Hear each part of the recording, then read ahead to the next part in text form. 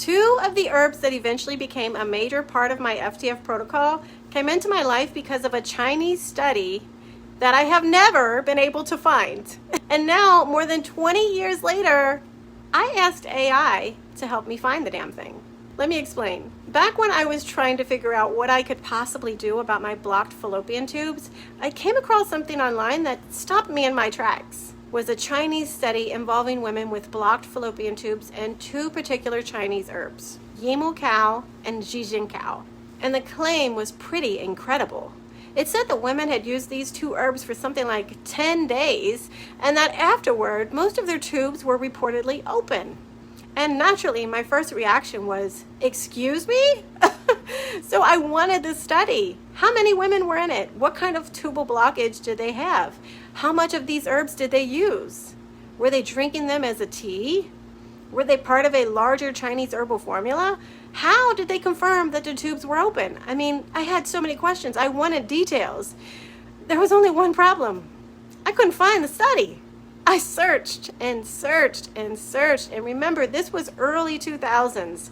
I couldn't exactly open ChatGPT and say, girl, find me this obscure Chinese fertility study.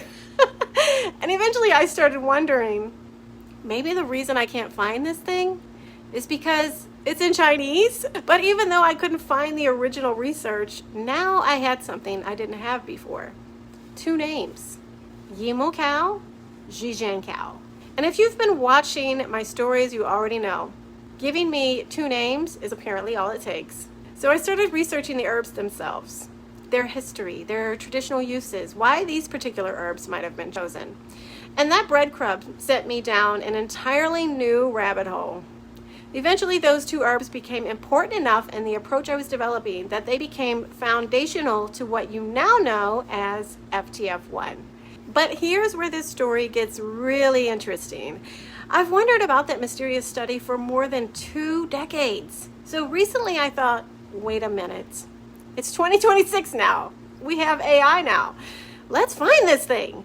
So I asked AI to start digging, searching the herb names, searching their Chinese names, searching Chinese terminology for fallopian tube obstruction, looking for that mysterious 10-day study. And guess what? We still haven't found the damn study. We did find old references repeating the same claim I remember reading all those years ago. So apparently I didn't hallucinate this thing.